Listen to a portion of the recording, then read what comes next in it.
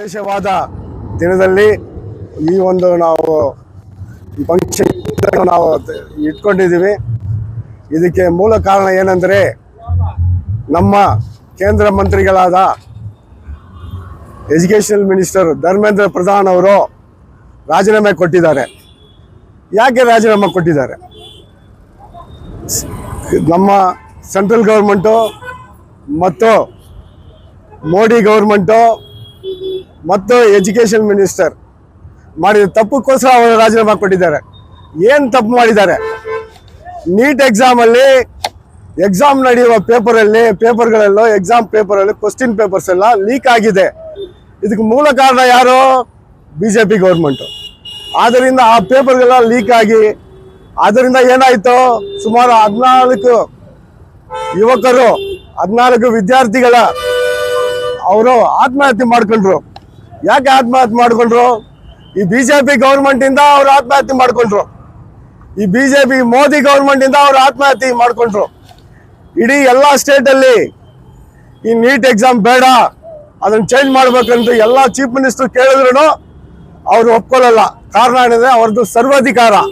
ಅವ್ರು ಸರ್ವಾಧಿಕಾರ ಮಾಡೋದ್ರಿಂದ ಈ ಗತಿ ಬಂತು ಅವ್ರಿಗೆ. ಏನು ಗತಿ ಬಂದರೆ, ನಮ್ಮ ದೇಶದಲ್ಲಿ ಇರುವ ಎಲ್ಲ ಯುವಕರು, ನಮ್ಮ ದೇಶದಲ್ಲಿ ಇರುವ ಎಲ್ಲ ವಿದ್ಯಾರ್ಥಿಗಳು ಸೇರಿ ಏನು ಅವರು ತಪ್ಪು ಮಾಡಿದರೋ, ಏನು ಅವರು ಎಲ್ಲ ವಿದ್ಯಾರ್ಥಿಗಳು ಮೋಸ ಮಾಡಿದರೋ ನೀಟ್ ಎಕ್ಸಾಮಲ್ಲಿ, ಅದರ ಪರವಾಗಿ ಒಂದು ದೊಡ್ಡ ಪ್ರೊಟೆಸ್ಟ್ ಮಾಡಿ ಇಡೀ ನಮ್ಮ ಪ್ರಪಂಚನೇ ಇದನ್ನು ಎದುರು ನೋಡ್ತಾ ಇತ್ತು. ಏನಾಗಿದೆ ಇವತ್ತಿನ ಪರಿಸ್ಥಿತಿಯಲ್ಲಿ, ನಮ್ಮ ಎಜುಕೇಷನ್ ಮಿನಿಸ್ಟ್ರು ರಾಜೀನಾಮೆ ಮಾಡಿದ್ದಾರೆ. ಇದಕ್ಕೆ ಮೂಲ ಕಾರಣ ಯಾರಂದ್ರೆ ಯುವಕರು, ಇದಕ್ಕೆ ಮೂಲ ಕಾರಣ ಯಾರಂದ್ರೆ ವಿದ್ಯಾರ್ಥಿಗಳು.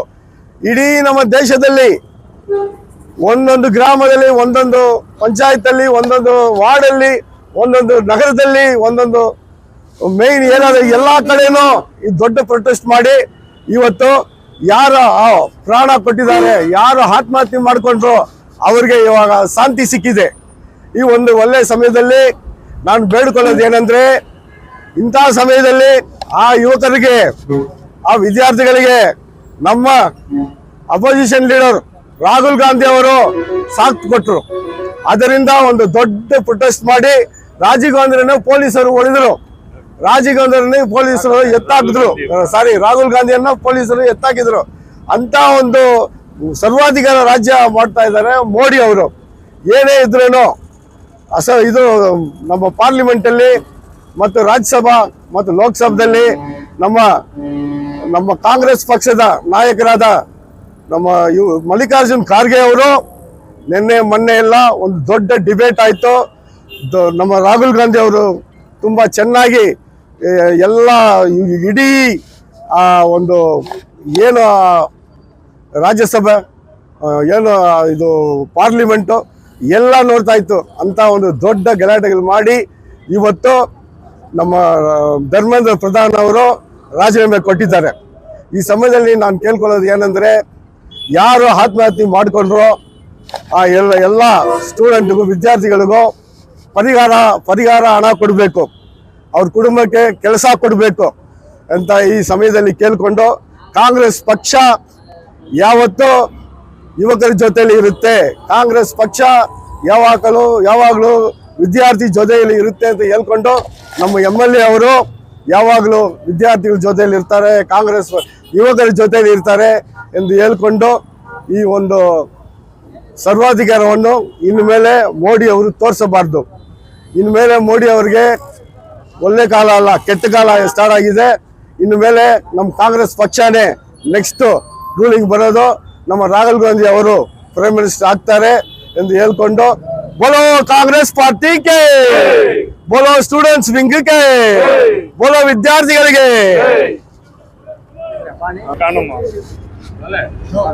जेनजीओ ने जो प्रोटेस्ट 26 दिनों का प्रोटेस्ट किया था, उस प्रोटेस्ट में अभी दोपहर में धर्मेंद्र प्रधान जी ने जो इस्तीफा दिया है, उसके लिए जेनजीओ को हम मुबारकबादी देते हैं, क्योंकि उन्होंने 26 दिन तक स्ट्राइक किया।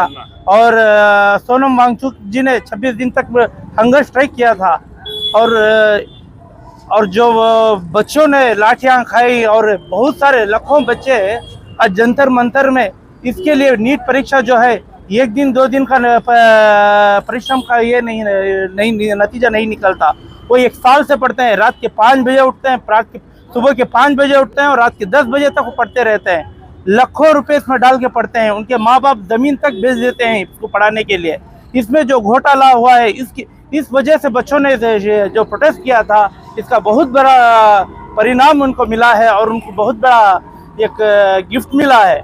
और हमारी और भी मांग है कि जो भी एफआईआर बच्चों के खिलाफ हुए हैं उसको वापस लिया जाए और जो बच्चे इसमें मरे हुए हैं उनको कंपेंसेट किया जाए। इतना कहकर मैं अपनी बात खत्म करता हूँ। ಏನು ನಮ್ಮ ಎಜುಕೇಷನ್ ಮಿನಿಸ್ಟರ್ ರಿಸೈನ್ ಮಾಡಿದ್ದಾರೋ ಅದಕ್ಕೆ ಫಸ್ಟು ನಮ್ಮ ಸ್ಟೂಡೆಂಟ್ಸ್ಗೆ ಥ್ಯಾಂಕ್ಸ್ ಹೇಳ್ತೀವಿ. ಯಾಕೆಂದರೆ ನಮ್ಮ ಸ್ಟೂಡೆಂಟ್ ಎಷ್ಟು ಹೋರಾಟ ಮಾಡಿದ್ರು, 25 ದಿನ ಊಟ ಮಾಡಿಲ್ಲ ಅಂದರೆ ಸ್ಟ್ರೈಕ್ ಮಾಡಿಕೊಂಡು ಎಷ್ಟು ಕಷ್ಟಪಟ್ಟು ಲಾಠಿ ಚಾರ್ಜ್ ಮಾಡಿದ್ರು. ಈ BJP ಸರ್ಕಾರ ಲಾಠಿ ಚಾರ್ಜ್ ಮಾಡಿದ್ರು. ಆಮೇಲೆ ನಮ್ಮ ಅಪೋಸಿಷನ್ ಲೀಡರ್ ರಾಹುಲ್ ಗಾಂಧಿ ಅವ್ರಿಗೆ ಹೊಡೆದು ಎಷ್ಟೋ ಇದಾಯಿತು, ಅಷ್ಟೆಲ್ಲ ಕಷ್ಟ ಕೊಟ್ಟು ಇವಾಗ ನಮ್ಮ ನ್ಯಾಯ ಸಿಕ್ಕಿದೆ. ಆ ನ್ಯಾಯ ಸಿಕ್ಕಿದೆ, ಅದಕ್ಕೋಸ್ಕರ ನಾವು ಎಲ್ಲ ಸೇರಿಕೊಂಡು ಖುಷಿ ಮನಾತೀವಿ. ಇವತ್ತಿನ ದಿವಸ ನಮ್ಮ ದೇಶದಲ್ಲಿ ಈ BJP ಸರ್ಕಾರದಿಂದ ನಡೀತಾ ಇರೋ ಘಟನೆ ಯಾವತ್ತು ನಮ್ಮ ಕಾಂಗ್ರೆಸ್ ಪಕ್ಷ ಇರುವಾಗ 75 ವರ್ಷದಿಂದ ಯಾವತ್ತೂ ಈ ಥರ ಘಟನೆ ನಡೆದಿಲ್ಲ. ಒಂದು ಕಡೆ ಸ್ಟೂಡೆಂಟ್ಸ್ ಎಲ್ಲ ಜಂತರ್ ಮಂತರ್ದಲ್ಲಿ ಅಲ್ಲಿ ಪ್ರೊಟೆಸ್ಟ್ ಮಾಡ್ತಾ ಇದ್ದಾರೆ, ಇನ್ನೊಂದು ಕಡೆ ಬಿಹಾರದಲ್ಲಿ, ಇನ್ನೊಂದು ಕಡೆ ಇದು ರಾಜಸ್ಥಾನದಲ್ಲಿ ಎಲ್ಲ 4 ಜಾಗದಲ್ಲಿ ದೇಶದಲ್ಲಿ ಘಟನೆ ನಡೀತಾ ಇದೆ. ನಮ್ಮ ಪ್ರೈಮ್ ಮಿನಿಸ್ಟರ್ ಮೋದಿಜಿ ಅವರು ಒಂದು ಮಾತನ್ನು ಈ ಬಗ್ಗೆ ಕೇಳಿಲ್ಲ. 25 ದಿವಸದಿಂದ ಅವರು ಸೋನಮ್ ವಾಂಗ್ಚುಕ್ ಅವರು ಲದ್ದಾಖ್ ಕಾಶ್ಮೀರಿಂದ ಬಂದು ಇಲ್ಲಿ ಊಟ ಇಲ್ಲದೆ ಸತ್ಯಾಗ್ರಹ ಮಾಡಿಕೊಂಡು ಅವ್ರು ಕೂತ್ಕೊಂಡಿದ್ದಾರೆ. ಅವ್ರಿಗೆ ನಾವು ಫಸ್ಟ್ ಅವ್ರಿಗೆ ಸಲ್ಯೂಟ್ ಹೇಳ್ಬೇಕು ನಾವು ಸೋನಮ್ ವಾಂಗ್ಚುಕ್ಗೆ. ಆಮೇಲೆ ಕಾಕ್ರೋಚ್ ಪಾರ್ಟಿ ಅವರೆಲ್ಲ ಬೆಂಬಲ ಕೊಟ್ಟು ಅದರಲ್ಲಿ ನಮ್ಮ ಆಮ್ ಆದ್ಮಿ ಪಾರ್ಟಿ, ರಾಹುಲ್ ಗಾಂಧೀಜಿ, ನಮ್ಮ ಕಾಂಗ್ರೆಸ್ ಪಾರ್ಟಿ, ಮಲ್ಲಿಕಾರ್ಜುನ ಖರ್ಗೆ ಅವರು, ನಮ್ಮ ಕರ್ನಾಟಕ ರಾಜ್ಯ chief minister DK Shivakumar G ಅವರೆಲ್ಲ ಹೋಗಿ ಅವ್ರಿಗೆಲ್ಲ ಬೆಂಬಲ ಕೊಟ್ಟು ಇವತ್ತು ಬಂದ್ಬಿಟ್ಟು ನಮಗೆ ಇವತ್ತು ಒಂದು ಪರಿಹಾರ ಸಿಕ್ಕಿದೆ. ಎಜುಕೇಶನ್ ಮಿನಿಸ್ಟರ್ ಅವರು ಇವತ್ತು ರಾಜೀನಾಮೆ ಕೊಟ್ಟಿದ್ದಾರೆ.